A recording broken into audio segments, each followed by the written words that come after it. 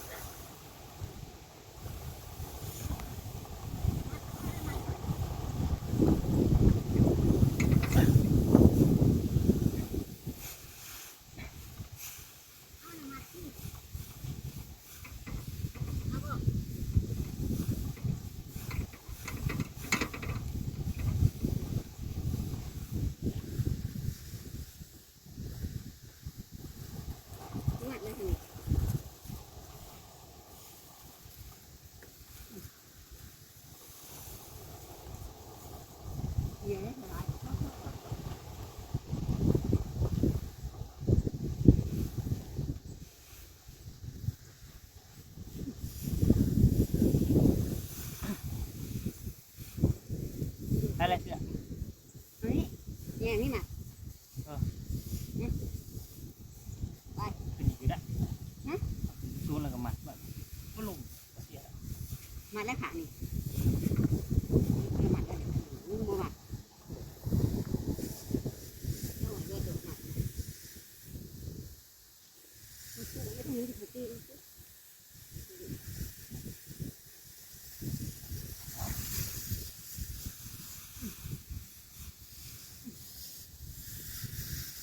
เก็บไว้ให้งัวพี่น้องยามแรกหมูมีน้ำเย็นย่ำหน้าโอ้ยจะย่ำแรกนะข้อเฉพาะให้โอ้โหว่ามันกินแต่ยามแรกมัดเดี๋ยวไปเลย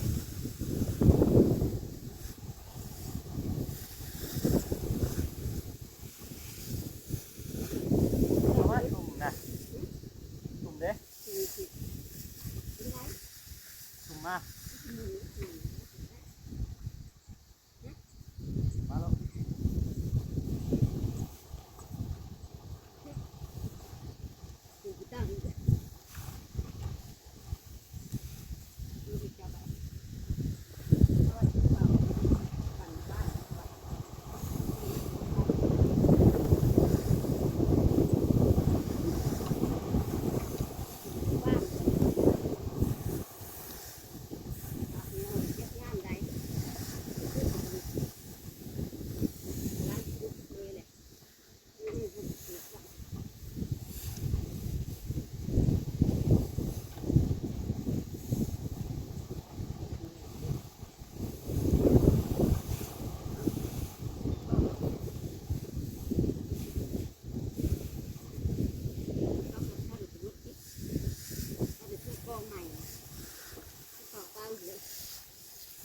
อยากกระซากมันเสียน้ำหนัก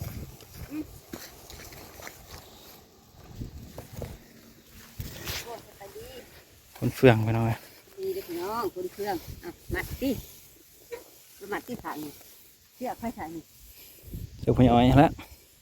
มัดที่ลูกอะไรเนี่ยเราจะต้องงุ้มบนแหงงุ้มไว้คนลงนะพี่น้องเลยงัดไว้ในเคาะไปเลยเฟืองอัดกระหา10 ก้อนเฟืองกันนี่งัดเข้าไปที่บกุ่มบ่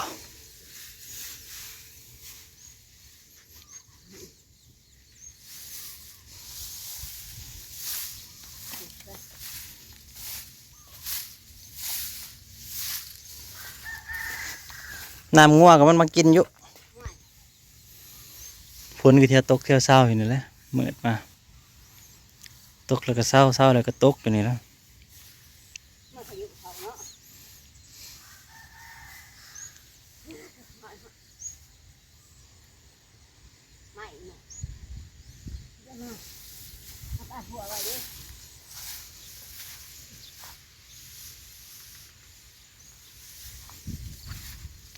โอ้เถอะหอนขนาด ฮ้อนในพี่น้องขนาดว่าลมเย็นบ่อยๆยังฮ้อนใช่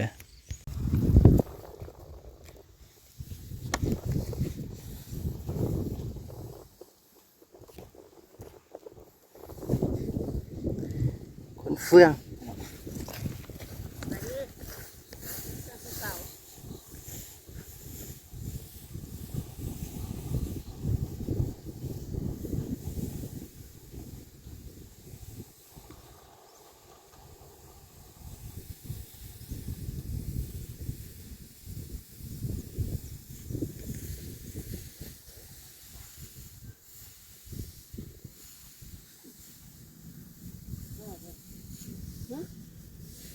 หนักสิบ่เจ๊ได้บ่หนัก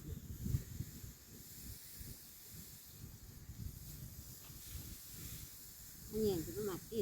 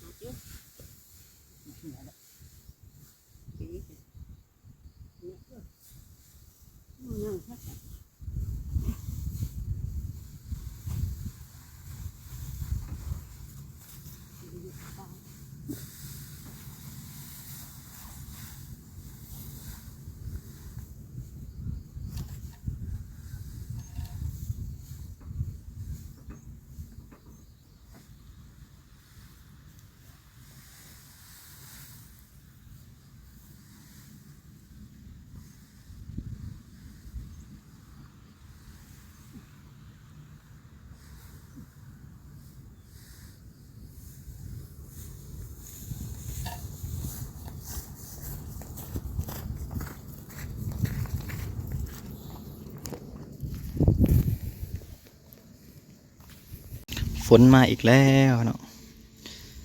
มันมือนะมันนี่เบิ่งมือเนาะ เฟื่องกับข่าวคนยันฝนตกใส่สิเปียกว่าฝนดีแห้งปีนี้ที่สุดของที่สุด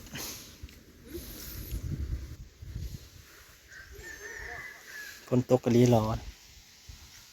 คนมาในใกล้ๆแหละนี่เฟื่องนี่แกมานี่หน่อยแกมาไหว้ให้วัวกินวัวกับว่าสิคายราคามันก็ถึกๆซะยังวันยังตัวน้อยบุใหญ่จักเสือยังตัวกระป๋องกระแป้งโอ้ยมันที่ใหญ่ๆนะจังหน่อยคายเบิดคอกนั่นก็โอ้ยได้จักหมื่นเด้งัวถือกะลีได้พี่น้องเลย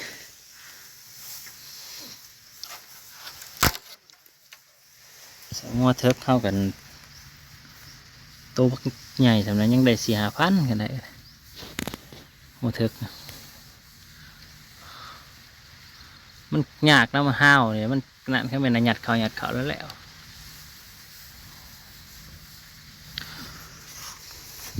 ฝนกับฝน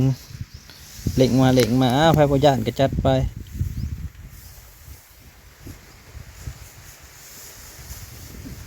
แต่ว่าโอ้ยพยานสำนีก็สันอ้าวจัดไปนี่จังได้มันมาแล้ว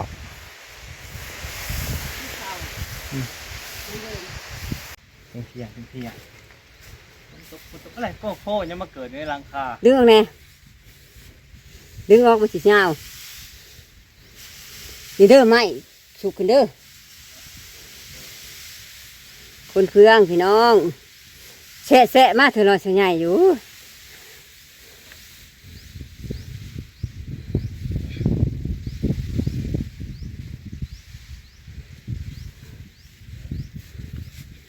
ช่วงนี้มันแห้ง ตัวปั่นว่านดิลงไปแล้ว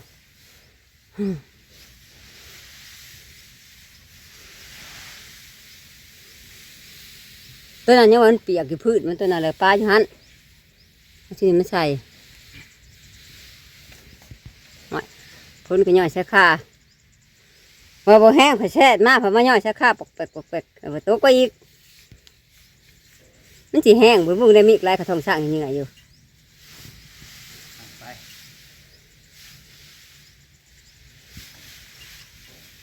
ปีนี้นะถ้าบริกินข้าวโพดตุกก็ช่วยแหละ แต่เฮาสก่อนถูกเกลือยังมีงูมีอีกอยู่ยังบังอยู่เนาะยังไหลกาย อันนี้ว่าเรามืดปานยำพ้นเลยตะกี้ละงูมาตามอึละตกลงอันนี้ลูกมันบ่ได้เว้านี่เด้อใหม่มาเจอแล้ว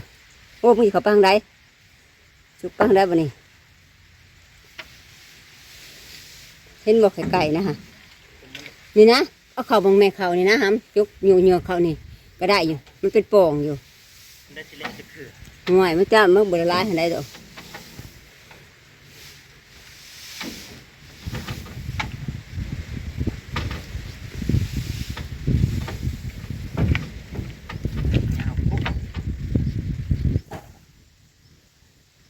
โอ้ยไม่สันติสันประสันโพดเอาเงา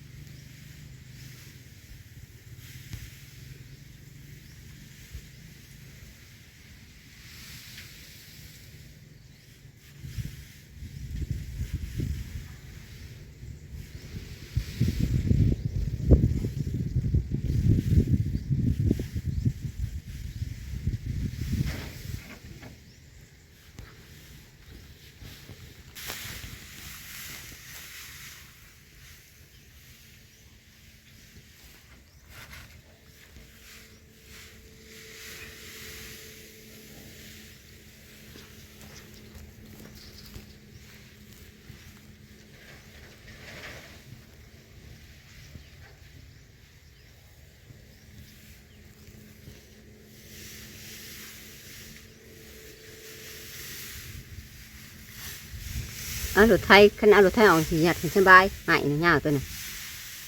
เอารถไทยยำออกก่อน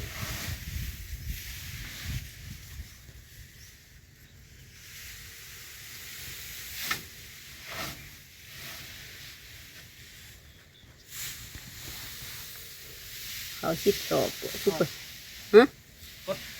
กลับมาเที่ยงหน้าอะไรไปน้องขอบคุณหลายเด้อที่เข้ามารับชมหมาเฮากับงูเห่าพ่นผิดสายตามันตัวน่ะไมโลนะตาจนไม่เห็นหงเลยตาจนไม่จะเห็นหง